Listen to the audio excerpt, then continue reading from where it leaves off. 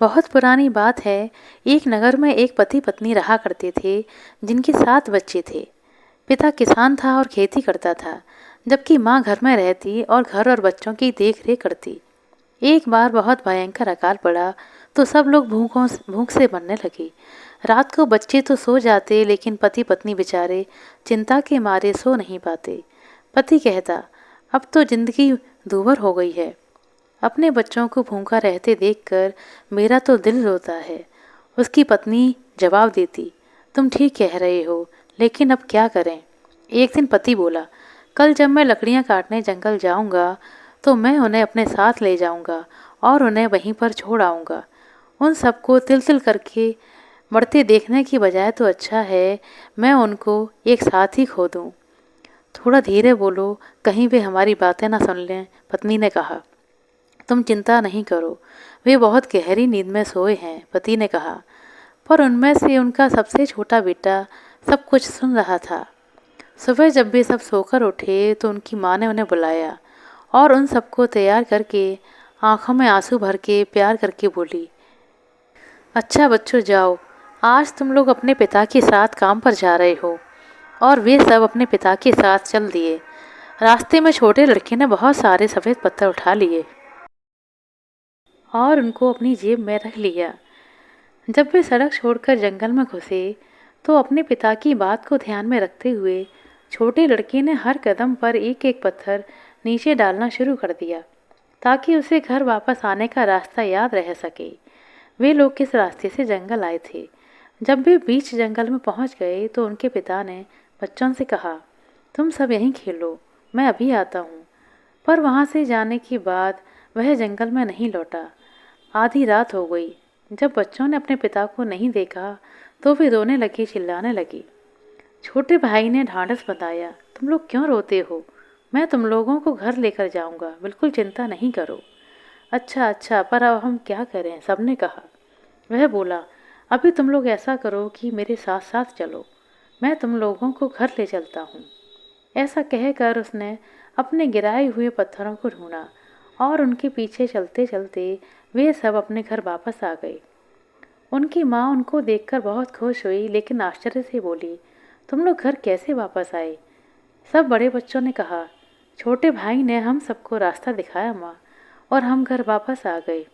वे बच्चे कुछ दिनों के लिए घर में रहे, पर जल्दी ही फिर उनके पिता ने उन्हें जंगल में छोड़ने का विचार किया, क्योंकि अकाल के खत्म होने का अभी तक कोई आसार नजर नहीं आ रहा था।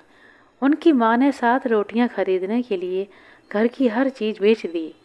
अगले दिन उनकी माँ ने उन सब बच्चों को एक एक रोटी दी और उनके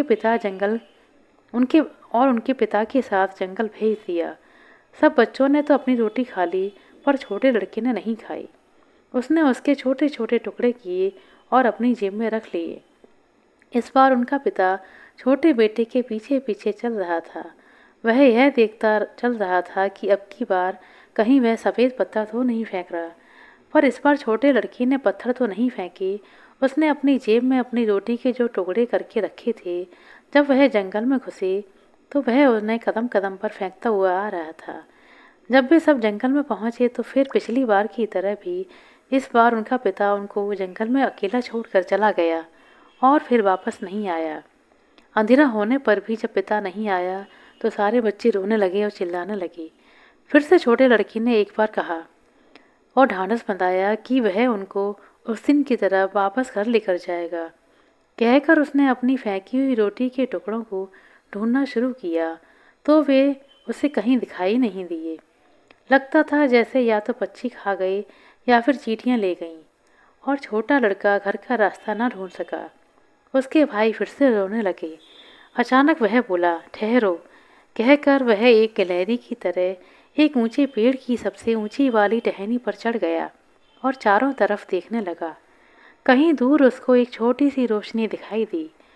उसे देखकर वह बोला, हमें इस दिशा में जाना चाहिए, लगता है वहाँ कोई रहता है। वे सब उसी दिशा में चल दिए। काफ़ी देर तक चलने के बाद वे एक घर के सामने आ गए। वहाँ जाकर उन्होंने दरवाज़ा खटखटाया। एक जादूगरनी ने दरवाज़ा खोला। उसके बाल बहुत लंबे थे, दांत टेढ़े मेढ़े थे और आंखें लालटेन की तरह जल रही थीं। इन सब से वह अपने असली रूप से कुछ ज़्यादा ही जादूगरनी लग रही थी। उन बच्चों को देखते ही वह बोली, अरे मेरे बच्चों, इतनी रात तुम कहाँ मारे मारे फिर रहे हो? छोटे लड़के ने कहा, हम लोग जंगल में रास्ता भूल गए हैं। हमने आपके घर में रोशनी जलती देखी तो इधर आ गए। जादूगरनी बोली, तुमने बहुत अच्छा किया कि तुम यहाँ आ गए, पर मेरे बच्चों, तुम लोगों को मुझे कहीं छिपाना पड़ेगा, क्योंकि यहाँ एक पापा जादूगर रहता है। जैसे ही वह पापा जादूगर यहाँ आएगा, वह तुमको एक ही गस्से में खा जाएगा। पर तुम चिंता नहीं करो, मैंने उसके लिए स्वादिष्ट भोजन बनाकर रखा है। अगर तुम बिल्कुल आवाज़ ना करो तो मैं तुम्हें अपने बच्चों के साथ उनके बिस्तर में लटा दूंगी, फिर तुम लोग सुरक्षित रहोगे। मेरे अपने भी 7 बच्चे हैं और बच्चे राजी हो गए। कुछ देर के बाद में ही पापा जादूगर घर आया तो वह चारों तरफ सूंघकर बोला, आज तो मुझे इंसान के मांस की खुशबू आ रही है। उसकी पत्नी ने कहा, तुम जब भी घर आते हो यही कहते हो, आओ बैठो, देखो मैंने तुम्हारे लिए कितना स्वादिष्ट भोजन पकाया है। तुम अपना काम देखो और उन बेचारों को छोड़ दो। वे 7 छोटे छोटे भाई बेचारे जंगल में रास्ता भूलकर यहाँ आ गए हैं। हमारे भी तो 7 बच्चे हैं। हम भी तो अपने बच्चों को किसी तरह दुखी नहीं देख सकते, इसलिए मैंने उनको अंदर बुला लिया, क्योंकि वे बहुत दुखी थे। पापा जादूगर ने कहा, ठीक है, तुम मुझे खाना परोस दो, मैं बहुत थक गया हूँ और जल्दी सोना चाहता हूँ। जब पापा जादूगर के बच्चे सोने के लिए जाते थे तो वे अपने सिरों पर फूलों के मुकुट पहनकर सो जाते थे। वे एक बहुत बड़े बिस्तर पर सोते थे। उन्हीं के पैरों की तरफ जादूगरनी ने छोटे लड़के और उसके भाइयों को सुला दिया।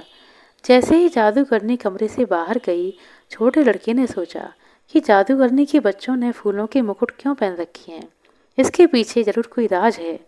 उसने पापा जादूगर के सातों बच्चों के फूलों के मुकुट उतार कर अपने और अपने भाइयों के सिर पर रख दिए। जैसे ही उसने यह काम खत्म किया, उसने देखा कि पापा जादूगर दबे पैर उसके कमरे में आ रहा है। कमरे में अंधेरा था, इसलिए उसने आकर बच्चों को हाथ से छू छू कर देखना शुरू किया। पहले उसने अपने बच्चों को छुआ, कुछ महसूस किया, और फिर उसने उस छोटे लड़के और उसके भाइयों के सिर पर छुआ, तो वहाँ उसने उनके सिरों पर फूलों के मुकुट पाया तो उन्हें छोड़ दिया। उसने फिर से अपने बच्चों को छुआ तो उनके सिर पर फूलों का मुकुट नहीं था। वह एक एक करके सबको खा गया। यह सब देखकर छोटे लड़के तो पत्ते की तरह कांप गया। पापा जादूगर ने जब अपना आखिरी बेटा खा लिया तो उसे खाकर अपने होंठ चाटने लगा और बोला, अब तो मैंने सारे बच्चों को खा लिया है, अब मेरी पत्नी जो चाहे कहे। और यह कहकर वह वहाँ से चला गया। छोटे लड़के ने अपने भाइयों को तुरंत उठाया और कहा, हमें यहाँ से जल्दी बाहर निकलना होगा। वे सब तुरंत ही उठ गए। उठकर उन्होंने खिड़की खोली और सब बच्चे उसमें से बाहर कूद गए। जंगल में भागते भागते वे एक गुफा के पास आ गए। वे सब भागते भागते थक गए थे, इसलिए वहीं गुफा में छिप गए। अगली सुबह जब जादूगरनी उठी तो उसने ना तो अपने बच्चे उसे दिखाई दिए और ना ही आए हुए सातों भाई दिखाई दिए, पर बिस्तर पर पड़े हुए निशानों से वह समझ गई कि यहाँ क्या हुआ होगा। वह अपने बाल खींचती हुई और रोती हुई जादूगर की तरफ भागी। अरे कातिल, वो राक्षस, जरा आकर तो देख तूने क्या किया है। जब जादूगर की पत्नी ने जादूगर को यह बताया कि उसने क्या किया है तो यह सुनकर जादूगर चौंक पड़ा, चौंक कर दौड़ा क्या और बोला, क्या क्या हमारे बच्चे फूलों के मुकुट नहीं पहने थे? ऐसा कैसे हुआ? तुम जल्दी से मेरे भी जादू वाले जूते दो जो 100 मील घंटे की रफ्तार से दौड़ते हैं। मैं उन बदमाशों को जाकर अभी पकड़ता हूँ। अब मैं उनको कच्चा ही चबा जाऊंगा। कहकर उसने अपने तेज भागने वाले जूते पहने और उन बच्चों को ढूंढने के लिए चल दिया। उसने सारी धरती छान मारी, लेकिन उसे बच्चे नहीं मिले, क्योंकि वे तो गुफा में छिपे हुए थे। ढूंढते ढूंढते आखिर वह थक हार कर जमीन पर लेट गया। इत्तेफाक से वह उसी गुफा के पास आ बैठा था जहाँ बच्चे छुपे थे। छोटे लड़के ने जो हमेशा खाना ढूंढने में लगा रहता था, उसे वहीं लेटे हुए देख लिया तो अपने भाइयों को बुलाया और कहा, देखो यह राक्षस यहाँ लेटा है, जल्दी से तुम सब लोग मिलकर इसे मार दो। सबने उस राक्षस पर पत्थर फेंकने शुरू कर दिए और तब तक मारते रहे जब तक कि वह राक्षस मर नहीं गया। जब उन्हें यकीन हो गया कि वह मर गया है तो उन्होंने उसके जूते निकाल लिए और वे सब उन जूतों पर चढ़ गए। जूते जादू के थे। सब बच्चे उनके अंदर आ गए। वे जूते उन सबको लेकर भाग चले। तुरंत ही सातों भाई जादूगरनी के पास पहुंचे और उससे कहा, पापा जादूगर डाकुओं के जंगल में फंस गए हैं। उन्होंने हमसे कहलवाया है कि अगर आपने उन डाकुओं को पापा जादूगर का सारा पैसा नहीं दिया तो वे पापा जादूगर को मार देंगे। आपको इसका विश्वास आ जाए इसलिए उन्होंने हमको अपने ये जूते दे दिए हैं। जादूगरनी ने पहले अपने बच्चे खो ही दिए थे, अब वह अपना पति नहीं खोना चाहती थी।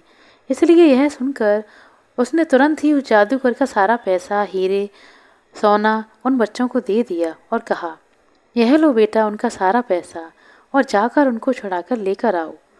बच्चों ने वह सारा पैसा उठाया और जूते पहनकर एक कदम में ही अपने घर पहुंच गए।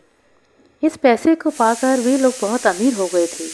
छोटी लड़की और उन जादू वाले जूतों को पहनकर शहर गया और सामान को इधर से उधर ढोने का काम करने लगा, क्योंकि उन दिनों यातायात की सुविधाएं तो थी नहीं।